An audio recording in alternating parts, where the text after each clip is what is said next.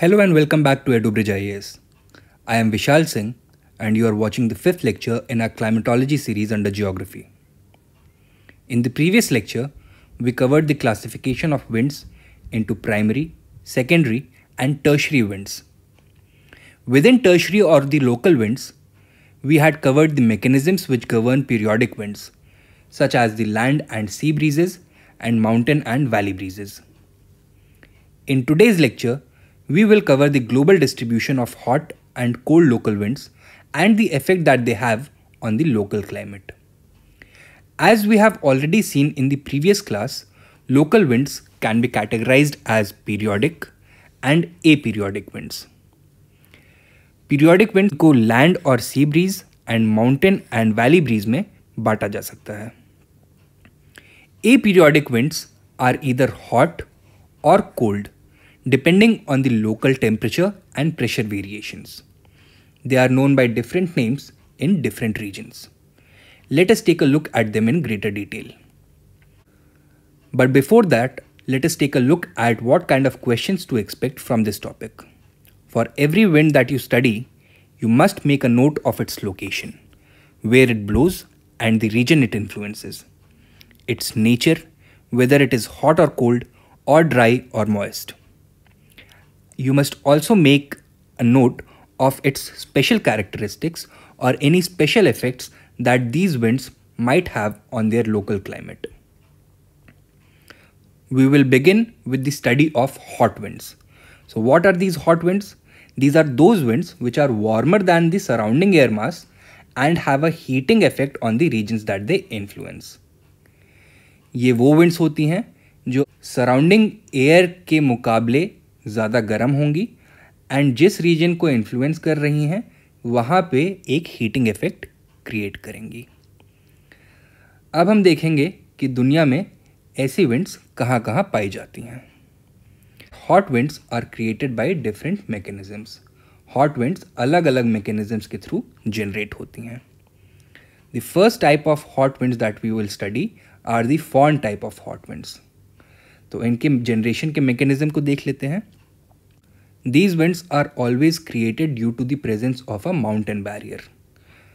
When a wind is incident upon such a mountain barrier, it is natural that it will climb. And what does air do when it climbs? It cools down. Why? Because of adiabatic change. ठीक है?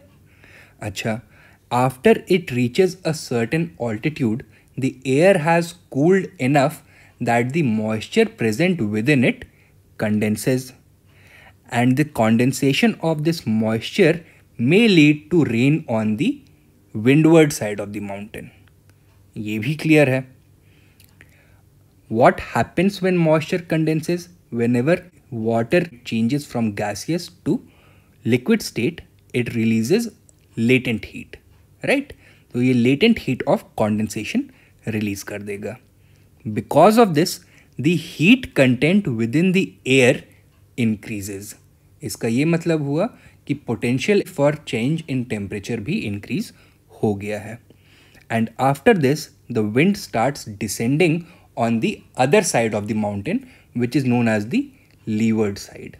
And as this wind descends, it gets heated up adiabatically. By the time it reaches the lower slopes of the mountain range, it has heated up enough that it melts the snow present over there. ये किस तरह की wind होगी? Hot or cold? It will be a hot wind. Will it be dry or moist? It will be a dry wind. Why? Because it has already shed all of its moisture on the windward side of the mountain. अब देखते हैं कि ऐसी winds कहाँ कहाँ पे पाई जाती हैं. So it is natural, जहाँ पे भी prominent mountain barriers winds को मिलेंगे वहाँ पे इस तरह की winds होंगी. First let us take a look at North America. यहाँ पे mountain barrier कौन सा है? The Rocky Mountains. ठीक है. And Rocky Mountains के leeward side पे चलने वाली fawn type of hot wind को बोलते हैं Chinook wind. In the language of the Native Americans who used to inhabit this region, the word Chinook meant snow eater. Hindi में इसे बोलते हैं हिमभक्षी. The very name of the wind suggests to you its quality, that it clears the land of snow. अच्छा ये बताओ कि Rocky mountains के east में क्या है? To the east of the Rockies is a vast and very fertile grassland known as the prairie grasslands. यहाँ पे जब ये विंड चलती हैं ड्यूरिंग द स्प्रिंग सीजन तो यहाँ की स्नो को मेल्ट कर देती हैं and the land is cleared for grazing and cultivation. Therefore this wind is very beneficial for this region. ठीक है, अब यूरोप में आ जाते हैं। यहाँ पे प्रोमिनेंट माउंटेन चेन कौन सी है? दी एल्प्स। एंड इनके अक्रॉस ब्लो करने वाली विंड्स को स्विट्ज़रलैंड में फॉन विंड्स कहते हैं। It is after this wind that the entire category of winds receives it's name. So Mediterranean से आने वाली मॉइस्ट हवाएं एल्प्स माउंटेन से जाकर के टकराती हैं, ऊपर चढ़ती हैं और एल्प्स के सदर्न स्लोप्स पे अपना मॉइस्चर शेड कर देती हैं। When they descend on the northern slopes, they get heated and they can raise temperatures by as much as 30 degrees centigrade in a short span of 24 hours in the Swiss valleys, lying to the north of the Alps. तो इसका फ़ायदा किसको होता है? यहाँ के grep farmers को और वाइनरीज को। अगर फॉन विंड्स नहीं होती तो स्विस वैलीज का टेम्परेचर इतना लो होता कि यहाँ ग्रेप फार्मिंग इम्पॉसिबल होती।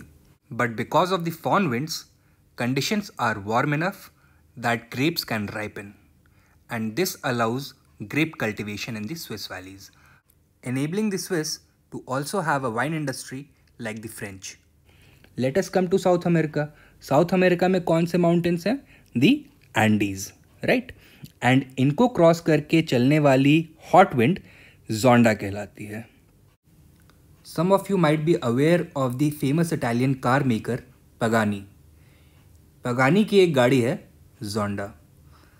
इस गाड़ी का नाम इन्हीं विंड्स के ऊपर पड़ा है and it is a very fast sports car. तो हमें एक चीज़ तो समझ में आ गई कि ये विंड्स भी बहुत फास्ट होती होंगी। अब यहाँ पे ध्यान रखने वाली चीज़ ये है कि एंडीज़ का नेचर एल्प्स और रॉकीज़ के मुकाबले थोड़ा अलग है। कैसे? पहले तो इनकी हाइट कंपैरेटिवली ज़्यादा है। On an average they have an altitude of रफली 6000 meters. Secondly they are steeper than the other two mountain chains and यहाँ पे बहुत शार्प जैगड पीक्स होती हैं। तो इससे डिसेंड करने वाली विंड जो होती है वो बहुत रैपिडली नीचे आती है एंड इसकी स्पीड बहुत हाई होती है। हमने बाकी दोनों विंड्स के केस में देखा था that they have a beneficial effect on the leeward side of the mountains. Andes के लीवर्ड साइड पे क्या है? It is the Patagonian highland desert. यहाँ पे कंडीशंस कैसी होंगी? मॉइस्ट या ड्राई? ऑब्वियसली ड्राई कंडीशंस होंगी, डेजर्ट है। Because of the high wind velocity of the Zonda and the dry conditions यहाँ पे वाइल्ड फायर्स बहुत कॉमन होती हैं, क्योंकि जब ये फास्ट विंड्स ड्राई वेजिटेशन के थ्रू ब्लो करती है तो बहुत ज़्यादा फ्रिक्शन क्रिएट करती है and because of the absence of moisture ये फायर्स बहुत तेज़ी से स्प्रेड करती हैं। Thus the Zonda winds create a fire hazard in the Patagonian highlands. Let us now come to New Zealand. New Zealand में कौन सी माउंटेन रेंज है? द सदर्न एल्प्स एंड इनके अक्रॉस ब्लो करने वाली विंड को नॉर्वेस्टर विंड्स बोलते हैं। The norwesters play a very important role in shaping the ecology and climate of the regions on the leeward side of the southern Alps.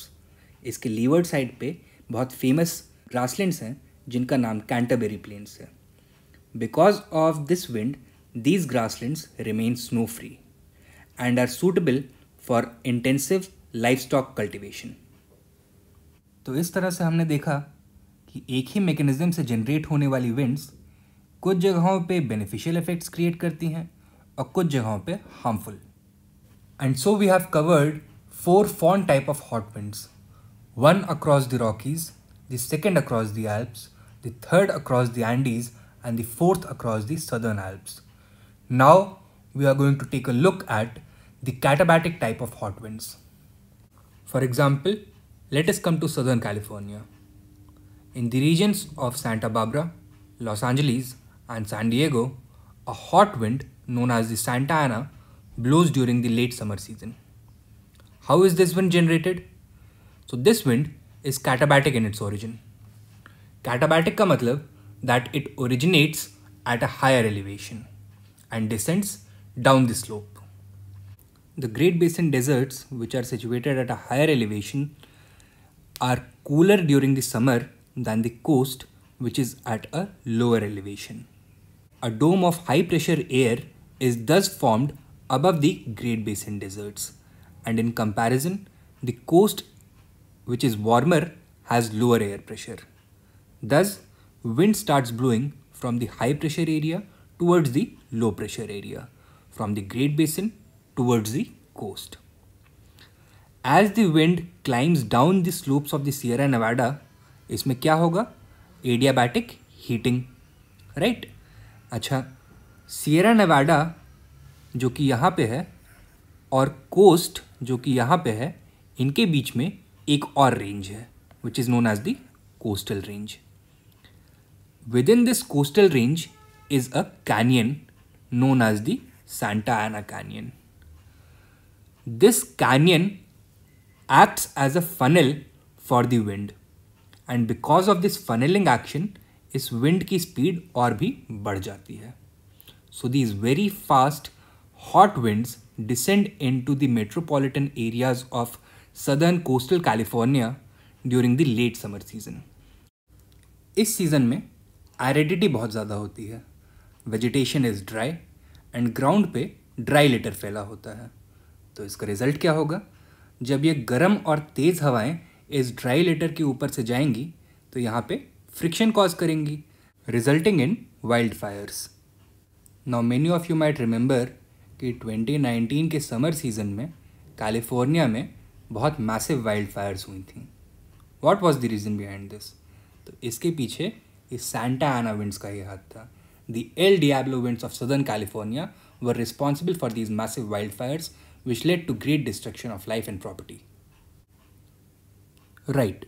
Now there are some other winds which exhibit a similar behavior. एक तो आपने देख लिया Santa Ana. Apart from this, katabatic winds are also present elsewhere on the globe. In Japan, they are known as the Yamo winds. और South Africa में इन्हें Berg winds के नाम से जाना जाता है. The word Berg in Afrikaans means mountain. So in essence, इसका नाम ही इसकी क्वालिटी को बता रहा है that these are mountain winds, right? अब अगर आप साउथ अफ्रीका का रिलीफ मैप देखें तो सिचुएशन थोड़ी और क्लियर होगी. You will notice कि यहाँ पे एक हाईलैंड प्लेटू है जिसका नाम सेंट्रल हाईलैंड प्लेटू है and coastal regions low lying है. समर सीजन में हाईलैंड प्लेटू के ऊपर एक हाई प्रेशर डेवलप होता है और coastal regions relatively lower pressure पे होते हैं. As a result, wind starts blowing towards the coast from the central highland plateau. जब ये नीचे उतरेंगी तो एडियाबैटिकली वार्म हो जाएंगी and these bring a heat wave in the coastal regions of the eastern coast of south Africa. ये winds कैसी होंगी? हॉट और कोल्ड. तो obviously these are going to be hot winds. Are they going to be dry or moist? Inland region से आ रही हैं जहाँ पे पानी नहीं है तो these are going to be dry. Are they going to be clear or dusty? Again inland region से आ रही हैं तो dust को collect करके आ रही होंगी. Therefore they are warm, dry and dusty winds. And they have a heating effect on the coastal city of Durban during the summer season. So you have just learnt about the hot winds of katabatic origin. कौन कौन सी winds देखी हमने? Santa Ana, Yamo and Berg. Apart from this, there are other winds which are generated by surface heating. कहाँ पे generate होंगी? Hot regions of the world. Most notably, the subtropical hot deserts of the world. यहाँ पे सबसे prominent example कौन सा है? Sahara. Now many of you might ask a question कि अगर यहाँ पे सरफेस हीटिंग हो रही है तो यहाँ का एयर प्रेशर लो नहीं होना चाहिए, और अगर एयर प्रेशर लो है तो विंड्स को तो राइज करना चाहिए.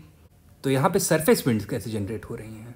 तो मैं आपको ये बताऊँगा that the sub tropical deserts of the world including the Sahara are under the sub tropical high pressure zones of the world. आपको याद होगा कि हमने प्रेशर सेल्स पढ़े थे. एक प्रेशर सेल है जो कि लोअर लैटिट्यूड्स में पाया जाता है, named the Hadley cell. It is created due to the pressure differential between the subtropical high pressure zone and the equatorial low pressure zone. Equator से वार्म एयर राइज करती है and it subsides over the subtropical high pressure zone found roughly over the 30 degrees north and south latitudes. सहारा यहीं पे पाया जाता है, इसलिए this is a zone of descending air and अगर एयर डिसेंड हो रही है तो डाइवर्ज करेगी. जहाँ पे भी हाई प्रेशर जोन होगा वहाँ पे एक जोन ऑफ डाइवर्जेंस होगा. Therefore these intensely heated winds radiate outwards from the hot Sahara Desert. अब देख लेते हैं इन विंड्स के लोकल नेम्स क्या क्या हैं. सहारा डेजर्ट से टुवर्ड्स द नॉर्थ एक विंड चलती है जिसका नाम है सिरोको. ये कहाँ पे जाती है? सहारा से चल के मेडिटेरेनियन को क्रॉस करती है and it reaches the coastal areas of Spain and Italy. Because it originates over the Sahara, it gathers a lot of sand from the desert. सहारा की डस्ट किस कलर की होती है? रेड कलर की होती है. आपने पिक्चर्स में देखा होगा. अच्छा, जब ये मेडिटेरेनियन के ऊपर ब्लो करेगी, will it not gather moisture? Obviously it is going to gather moisture. Further, it is a hot wind, तो ये ज़्यादा moisture gather करती है. And the sand particles in the wind act as condensation nuclei. As a result, जब ये southern coast of Europe पे पहुंचती हैं तो वहाँ पे अपना मॉइस्चर शेड कर देती हैं in the form of rain and इस रेन के साथ सैंड के पार्टिकल्स भी गिरते हैं. Now because the sand is red in colour, यहाँ पे लाल रंग की रेन होती है. इस रेन को बोलते हैं blood rain.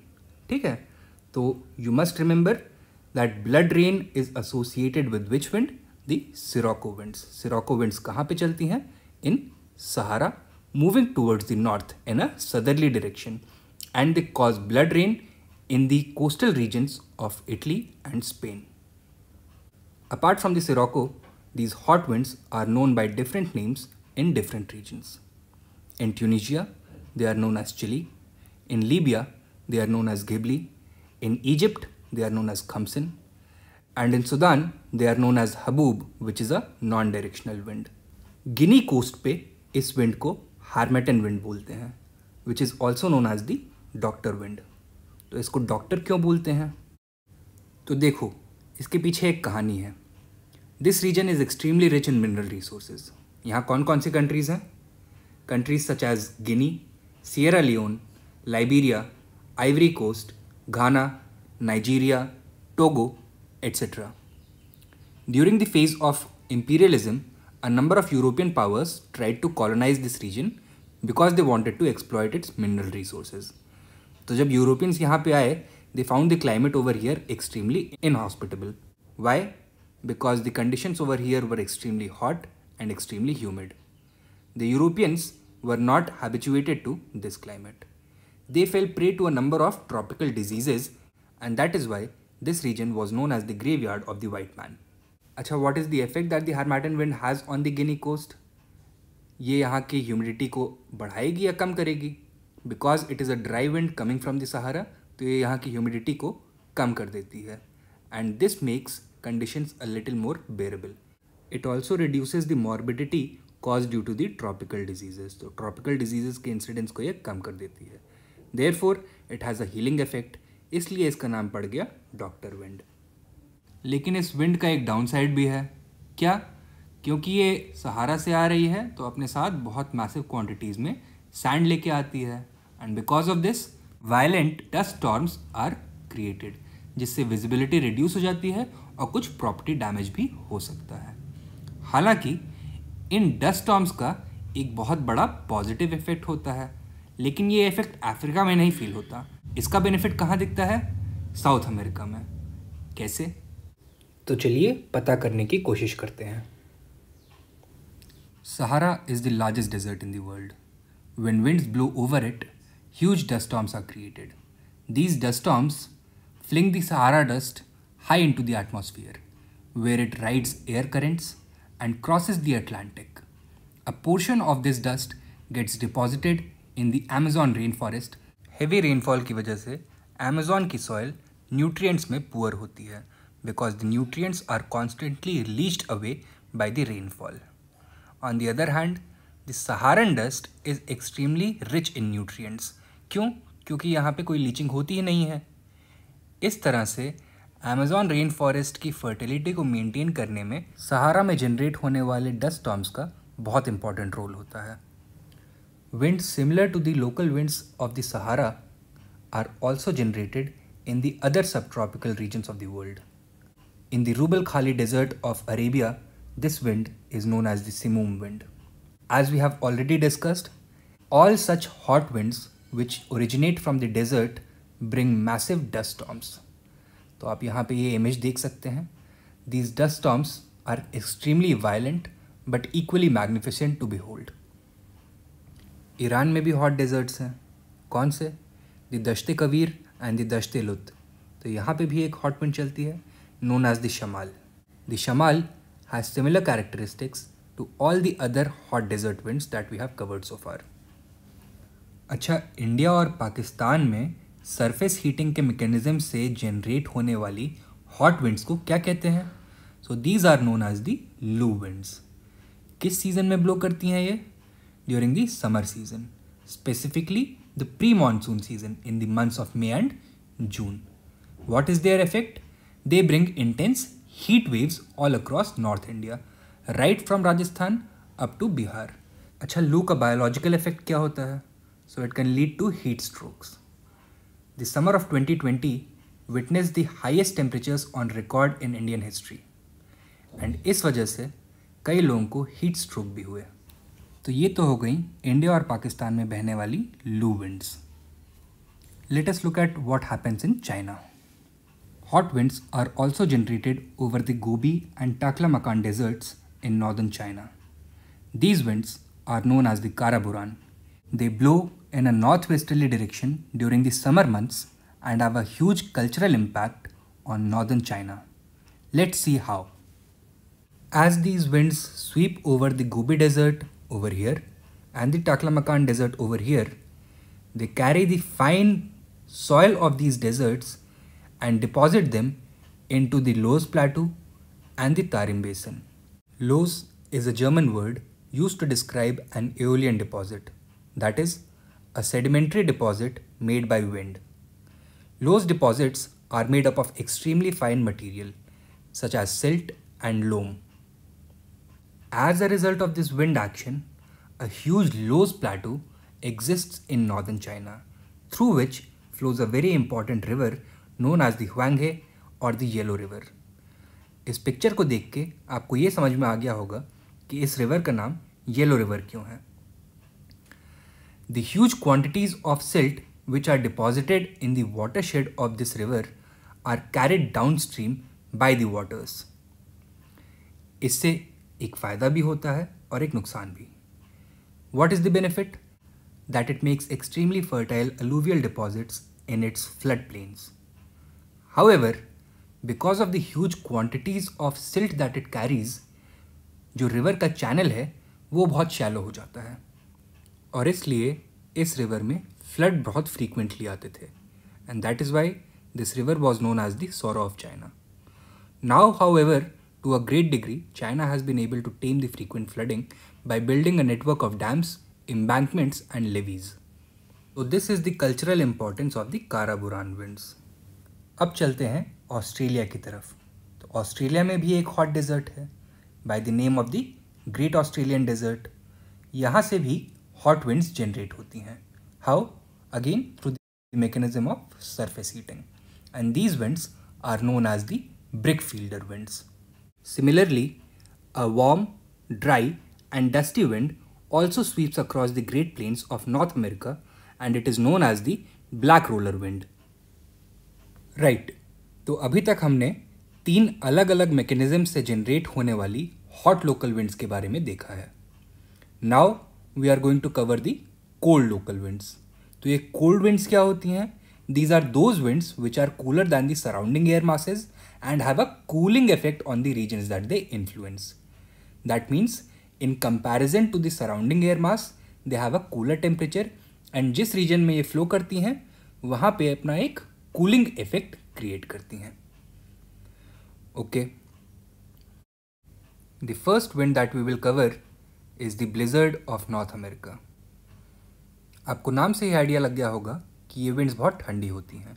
These winds bring cold polar air from the tundra regions of Canada into the Canadian and American prairies, creating a cold wave in these regions. They are characterized by heavy snowstorms and result in a weather event known as a whiteout. And जैसा कि आप इस picture में देख सकते हैं, इन conditions में visibility बहुत पुअर हो जाती है। Similar conditions are created over the temperate regions of America during the winter season. यहाँ पे कौन सी विंड्स ब्लो करती हैं? Norther winds. These are the southward extensions of the blizzard wind. और ये किस रीजन को सबसे ज़्यादा इफेक्ट करती हैं? The eastern seaboard of America, which is the most developed region of the USA. यहाँ पे ये विंड्स कोल्ड वेव्स लेकर के आती हैं एंड स्नो स्टॉर्म्स क्रिएट करती हैं। Similar winds also exist in Siberia, जिनको बोलते हैं Buran winds. These are the Siberian cousins of the norther winds. अच्छा, और ब्लिजर्ड का साइबेरियन कजिन क्या है? This is known as the purga wind. ये साइबेरिया के टंड्रा रीजन्स में ब्लो करती है। अब बुरान और परगा में डिफरेंस क्या है? Buran blows in the temperate regions while purga is a tundra wind. तो और कोल्ड विंड्स देख लेते हैं। फ्रांस में during the winter season land के ऊपर हाई प्रेशर क्रिएट हो जाता है and in comparison the Mediterranean waters are warmer, तो यहाँ पे लो प्रेशर होता है। तो from the land towards the sea एक कोल्ड विंड चलती है जिसका नाम है mistral. This wind blows through the French valleys, specially the Rhone valley situated between the massive central highlands and the French Alps. This wind causes an intense cold wave in French cities such as Lyon, Marseille and Montpellier. तो याद रखिएगा, UPSC already इस wind के ऊपर question पूछ चुका है, दोबारा भी पूछ सकता है। The mistral is a cold wind in France. अब इसके थोड़ा ईस्ट में जाओगे तो you will find that the Adriatic sea comes under the influence of a cold wind known as the Bora wind. This is a kind of cold katabatic wind. ये originate कहाँ पे होती है? तो क्रोएशिया में एक माउंटेन चेन है known as the Dinaric Alps. These are cooler than the waters of the Adriatic. As a result, there is higher pressure over these mountains, and cold winds descend into the Adriatic Sea from these mountain slopes, thus cooling the coastal areas around the Adriatic. अच्छा, similar cold winds in Greece are known as Gregale. Now let us come to the southern hemisphere. The temperate grasslands of South America, known as the Pampas of Argentina and Uruguay, come under the influence of polar winds during the southern winter. And यहाँ पे एक wind develop होती है known as the Pampero. तो नाम से याद रखिएगा, पैम्पेरो पैम्पास के थ्रू ब्लो करती है। And what kind of a wind is it? It is a cold polar wind. अब आ जाइए साउथ अफ्रीका में। यहाँ पे केप टाउन को इफेक्ट करने वाली एक highly localised cold wind blow करती है जिसका नाम है Cape Doctor. What is this Cape Doctor? तो many of you might already know that Cape Town is surrounded by mountains on 3 sides and the 4th side is open to the sea. Because of its bowl-like shape and its coastal location, the summers can be very hot and humid. As a result, a low pressure develops over the city, and compared to this, there is higher pressure over the cooler ocean waters. So, a sea breeze starts blowing towards the city. लेकिन हमने देखा कि यहाँ पे 3 side से mountains हैं. Therefore, the wind is funneled from the southwestern side. इस reason को फॉल्स बेसिन कहते हैं. तो फॉल्स बेसिन से towards the city strong winds blow करने लगती हैं एंड इनकी वेलोसिटी काफ़ी तेज़ हो सकती है because of the funnelling action due to the shape of the city. These winds have a beneficial effect. क्या? They reduce the temperatures since they are cooler and यहाँ पे जो एक्सेस ह्यूमिडिटी बिल्ड हुई है उसको भी ये रिमूव कर देती है. As this wind sweeps through the city, it rushes up against the tabletop mountain, and as it rises, इसमें जितना भी मॉइस्चर होगा वो कंडेंस हो जाएगा एंड इसकी वजह से एक special kind of cloud create होता है known as the table cloth cloud. ये जो माउंटेन दिख रहा है इसका नाम है टेबल टॉप माउंटेन एंड इसके ऊपर बनने वाला क्लाउड होता है टेबल टॉप क्लाउड। तो आप इस पिक्चर में इस क्लाउड को भी देख सकते हैं। What forms this cloud? Which wind? The Cape Doctor wind. What is the nature of this wind? Hot और cold? Cold wind. Is it dry और moist? Since it is coming from the ocean it is moist. A similar phenomena is also visible in the northern hemisphere. कहाँ पे? In the Strait of Gibraltar. यहाँ पे एक cold wind चलती है known as the Levanter or the Levant. When this wind strikes the Rock of Gibraltar, which is a British overseas territory on the Spanish southern coast, it forms a banner cloud. जब ये हवा Rock of Gibraltar से जाके टकराती है, ये climb करती है and as it climbs, the moisture within it condenses to form a cloud.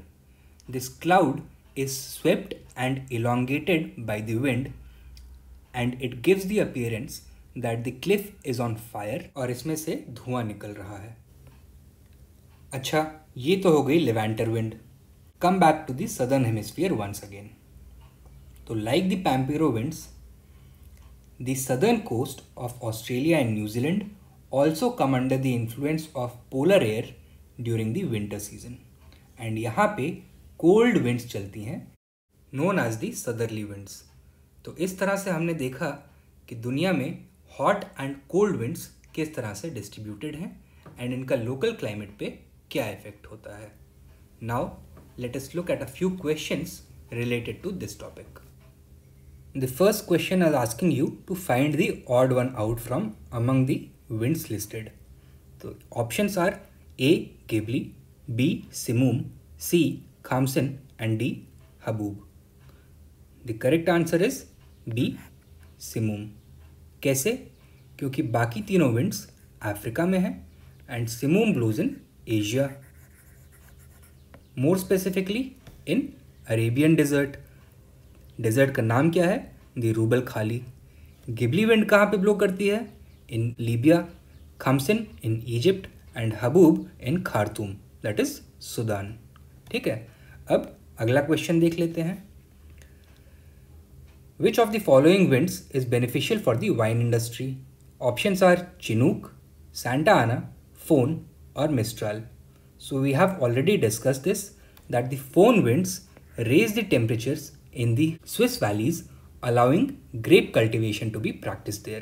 Thus, it is beneficial for the wine industry. ठीक है, अब चलिए नेक्स्ट क्वेश्चन कंसिडर करते हैं. यहाँ पे आपको विंड्स और उनके रीजन्स को मैच करना है. ऑप्शंस हैं bora, Buran, Karaburan and berg. And regions दिए हुए हैं Tarim basin, Adriatic coast, eastern Cape and Siberia. तो बोरा विंड कहाँ पे ब्लो करती है? In the Adriatic coast. Buran winds are the blizzard winds of Siberia.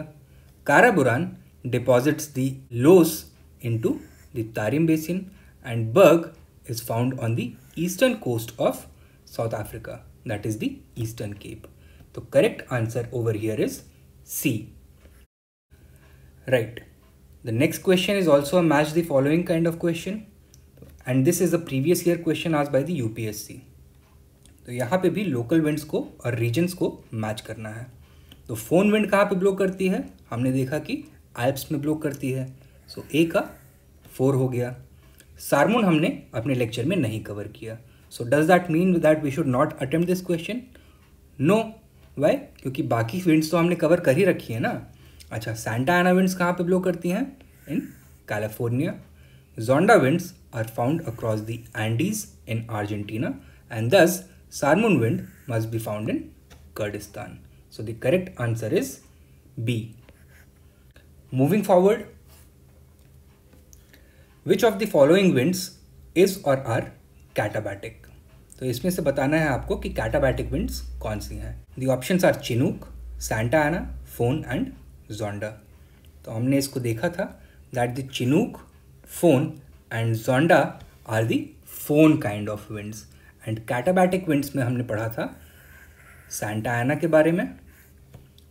In addition to this, we had learnt about the Yoma plus the Berg winds. ये तो हो गई hot कैटाबाटिक winds. Cold कैटाबाटिक winds भी हमने क्या कोई कवर करी थी? यस, बिल्कुल कवर करी थी. दी बोरा विंड्स.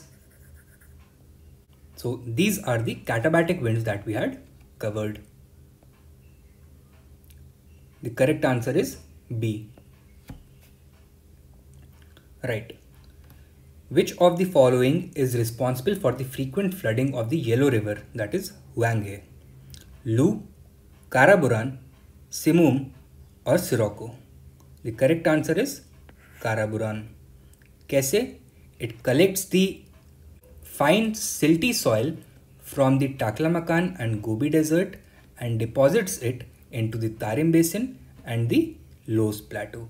And Loess plateau के through ये river flow करती है. It gathers a lot of silt जिसकी वजह से इसमें frequent flooding होती है. Thank you for watching this lecture. I hope you learned something new.